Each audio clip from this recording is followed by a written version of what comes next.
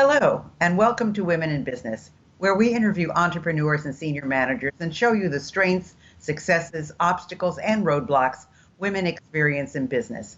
Since I believe every person in business needs to be visible, I'd like to invite you to watch www.sob6, that's the number 6, tips.com, which will give you some valuable information should you get the call to be on radio or TV, which I think is extremely important. If you'd like to contact me personally, drop me a line at Gail Carson, that's Gayle, GailCarson13 at gmail.com, or go to my website, www.spunkyoldbroad.com, and sign up for my weekly newsletter. Hi, everybody. This is Dr. Gayle Carson, SOB, Spunky Old Broad, and I have a delightful guest today, and I just love her name, Kizzy. I have to ask her where she got that from, but her name is Kizzy Parks, but she's also known as Dr. Parks. She always knew she'd be an entrepreneur, and she earned an advanced degree in psychology, but her entrepreneurial spirit meshed well with her inquisitive nature as an adopted child who always wanted to and then met her birth family, who she is also close with today. Driven to be the successful business owner she always knew she would be, she went on to earn a PhD and established K. Parks Consulting, Inc. over a decade ago. Since 2008, it's been at the forefront of creativity, customized in-person, online, virtual reality, and blended-based training and curriculum development services that meet the unique needs of federal agencies. Today, she owns and operates multiple businesses and has over $50 million in government contract awards. Through GovCon winners, she helps service-based small business owners learn how to win profitable federal government contracts through the powerful CTC technique to grow their bottom line. Welcome, Dr. Parks. How are you? I'm doing well. How are you? I am doing great, and I just have to know, where did you get the name Kizzy? I've never heard a Kizzy before. So you're my first, and I love it. Oh, well, I love being the first. So my parents got the name Kizzy from the book Roots by Alex Haley. And so they decided to name me Kizzy when they adopted me. Oh, how sweet. That's wonderful. What a story. And then you also had the opportunity to meet your birth parents. How did that come about? Oh, that it was something like I always wanted to do, and I was able to leverage Yahoo groups at the time to find out the name of the adoption agency that was used, and they put me in contact with someone who connected my birth mom and me. And we're still close to this day. I have 3 brothers. We have the same mom, and we've been in contact for a really long time. And she's been the mom I never ever imagined I would have in my life. Isn't that wonderful? Isn't that wonderful to have a great adopted family and then be able to have such a great relationship with your birth mother? So what inspired you to become an entrepreneur? I mean, I always knew I would be an entrepreneur. I was an entrepreneur from the day I was born. But what inspired you to become one? You know, I was exactly the same way. Like when I was a little kid, I knew I was going to earn a PhD, and I knew I was going to be an entrepreneur. Like I just always felt those things. And so when I was really young, I would take golf balls that were behind my friend's house, clean them, and the golf balls that were in good condition, I would resell them when I was in elementary school to the golfers through the fence. And my adopted parents really encouraged that. And so that's kind of how everything started. And I just ran with it later in life. That's so funny because I was selling Avon cosmetics from door to door when I was 13. But the interesting thing is that I have a doctorate, but I never wanted a doctorate. I never wanted to go to school to get a doctorate. I just didn't like school at all, even though I excelled at school, but I didn't like it. But I always said I can't do something if I know it's stupid.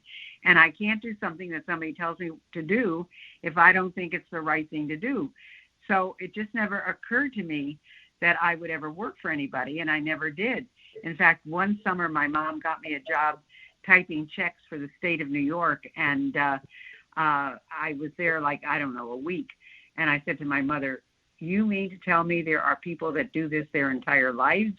And she said, "Oh, this is a wonderful job. You know, it's benefits and paid, and you never get fired, and blah, blah, blah." And I said, "This is not for me." And I did it for 3 weeks, and then I said, "I'm going to get my own job."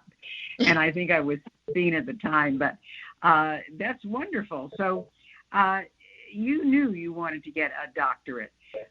So did your education prepare you to become an entrepreneur? Because it sounds like you were an entrepreneur before all of this. Yeah, I definitely was. The education helped with the areas that I started out in. So I initially started out in data analytics, curriculum development, training, research. And those all really aligned well with the field of industrial organizational psychology. As time has gone on, it's really been helpful in the sense of responding to government proposals, because they're very similar to writing research papers. And it's been helpful when also coming up with new ideas to help different government agencies. So it's helped in that way. I think that's so wonderful, because I have to tell you, I rewrote my dissertation 11 times because, you know, when you write a dissertation, it's a format, and I could not stick to the format. I'm a very creative writer. So if I said Jack and Jill went up the hill, I'd say, and they found this garden and they planted flowers, and no, not when you're doing a dissertation. So it took a lot for me to get it done, but I got it done, and I finally got my degree. But what would you say you wished all entrepreneurs knew? What do you think that they're lacking that they don't know? I wish that they knew more about the importance of their team. I think sometimes the focus is on so heavily on profits and them and those who started the company, that they forget that there are people, whether they're employees or 1099, who actually devote their life to them. And also the importance of deal making. I really wish I was exposed to more of that early on: deal making, closing deals, negotiations. More entrepreneurs need to be aware of that, because so many fail after 5 years, then 10 years, and perhaps those skills would really help change those statistics. You know, it's interesting that you mentioned things like details and negotiating deals, because when you think of federal contracts, which I know you do a lot of, that's not usually part of it. Usually, they're pretty cut and dried. So I just think that's interesting, and I agree with you. I think those are skills that every entrepreneur should have. So how has what's been going on this past year impacted your business? What's COVID done that has impacted you? COVID, if anything, really reinforced a lot of hard work that we had put in. We became ISO certified. We have a ton of policies and procedures in place. My companies run on their own. My amazing director of getting things done, Lori Davis, she makes sure everything is just smooth sailing. And so COVID reinforced all of that, because we've always been primarily virtual. And when everyone went virtual, it was a very seamless process from the business side. We did have a few bumps where we had a contract where the federal government did what's called a stop work, where part of the contract we could no longer work on because we inspect vape shops for the FDA, and you can't inspect vape shops if they're not open. So the work was paused. But what was also great is it showed our level of client relations and how it paid off, because we have religious positions, and who would have thought that they would allow different youth coordinators and other Catholic youth coordinators and other religious full-time equivalents to work from home. So that was really helpful, where we had contracts where working from home was not part of the contract, and they actually adjusted it to allow for it instead of implementing a stop work order. So it really helped us in that way, in validating just how we operate, as well Wow. team. Wow, that's amazing. Yeah. So I mean, I can tell you that I was never really good at getting government contracts. I did get one state contract that I was always amazed I got, but I did get it, and we did very well at it. But what kinds of businesses do you think should look at government contracts? I mean, are there those that are more suitable for it than others? Yeah, I would say those who really have that entrepreneurial spirit and patience, because the federal government, they buy, for instance, kosher potato chips, they buy books, they purchase office equipment, they also purchase admin and engineers and IT solutions and cybersecurity training and leadership training and coaching, and because of that, it provides an opportunity for those who are interested in getting involved in a market where you could start to expand what you already do. And so if someone decides, you know what, I really want to get into selling books to the Bureau of Prisons, well, guess what? You can easily start doing that. Or hotel rooms. That's something else they buy a lot of, is hotel rooms. And you don't need to own a hotel. You contact Holiday Inn, you get a pricing, you submit the pricing, and if your bid wins, there you go. You want a contract for housing. So I would say for those who are entrepreneurial, those who you have your bills paid, maybe through your main business or savings, or maybe this is something you want to do on the side. That's very, very, very important, because it can take some time before you win your first contract, but it's definitely an area that I would say at least take a look. Why not? It's interesting. I just think it's amazing. You say if you're entrepreneurial, you should think about these government contracts. And I've always looked at government contracts as being as non-entrepreneurial as you could possibly get. So it just shows you the philosophy of how you approach things. And, when you talk about doing over $50 million in government contract awards, Kizzy, my God, that's marvelous. I mean, you found the formula, you found the technique. And I think it's marvelous that you've been able to help other service-based small business owners, especially, learn how to do that as well. So do you have classes for them, or how do you do that? Yeah, thank you so much for the compliment. Through GovCon Winners, I'm rolling out my new program in about a month. And I've been working with beta clients, and basically I share and walk everyone through what I do, what I did, what I do, and the formula works. And it's really, it's so important, because there are a lot of people in this space, or there's a lot of resources that are out there, which are amazing, but it's super important to really learn from somebody who really is doing it, because people make this space sometimes look easier than what it is. Sell some, personal protective equipment to the government, make a quick buck, and it doesn't work like that. So it's one-on-one.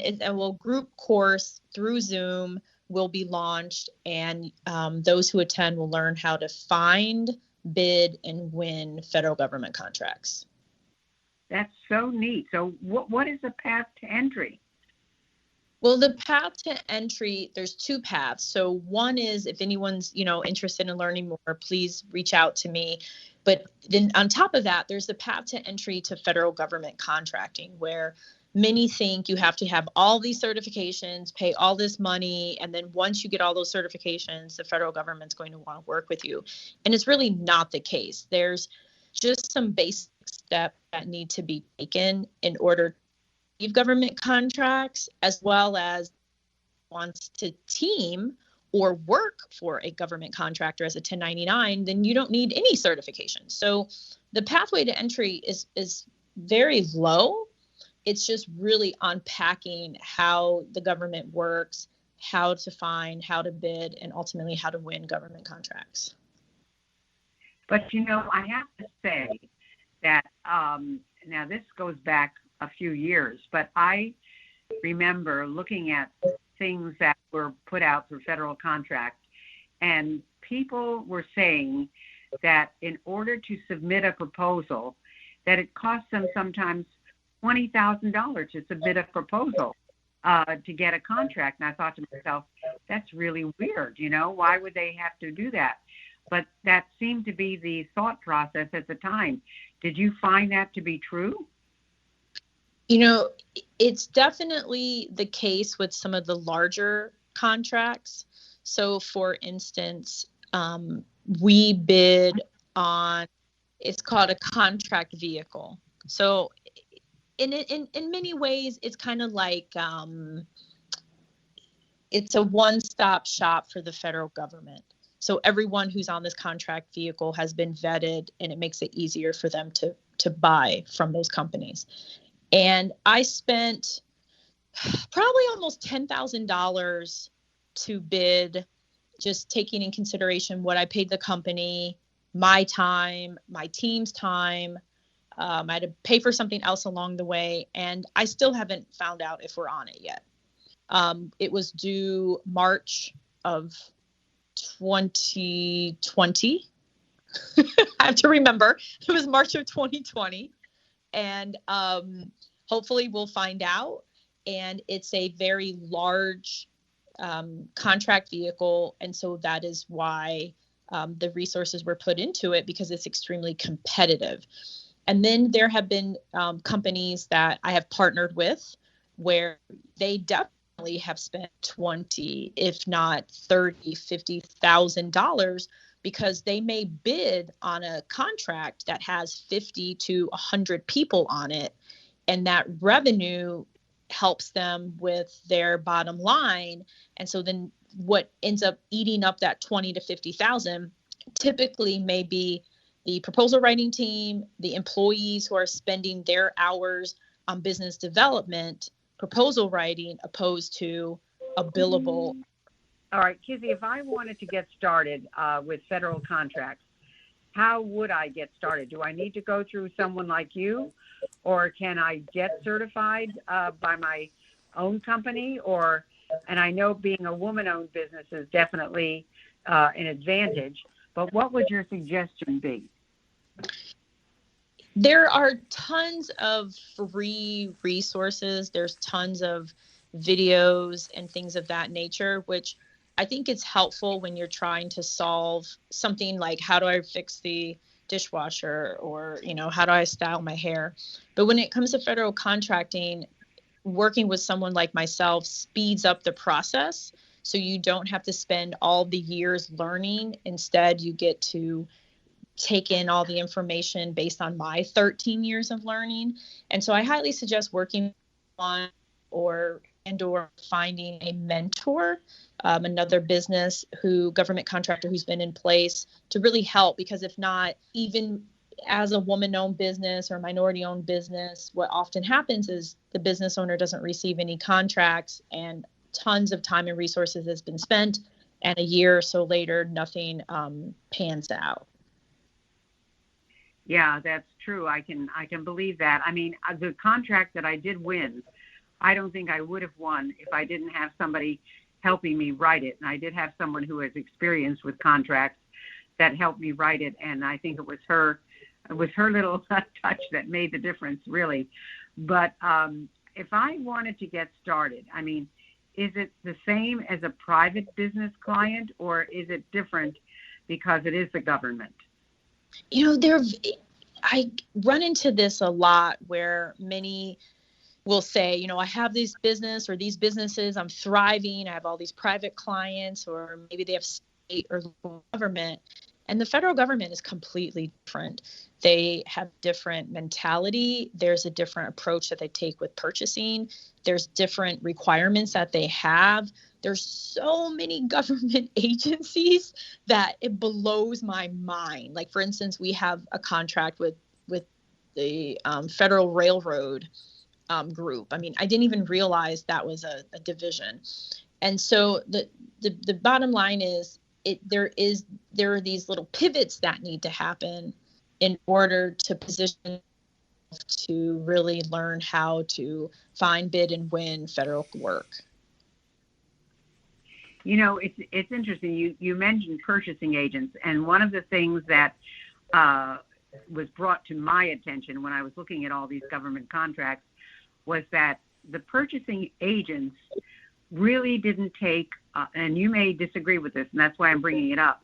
The purchasing agents really did not look at all these other factors, that it was bottom line, who's the cheapest, who can get us what we need the fastest, and that's all they were interested in. They weren't interested in the history of the company or how well they had performed in the past or any of these other things. So where did the purchasing agents come in to this in terms of decision making? Because it was explained to me that they really are the determining factor. Yeah, they really can be. It varies on the size of the contract and the requirements of the request for proposal. So if it's something small, usually under 150 or whatever the baseline is for a simplified acquisition, if it's something small, maybe one or two people may say, listen, we would love to have your services, send us an invoice, and we're going to pay with a government credit card, or we're going to pay you through this XYZ system. And so the number of people and the hurdle you have to go through may be much lower, or you may not have any.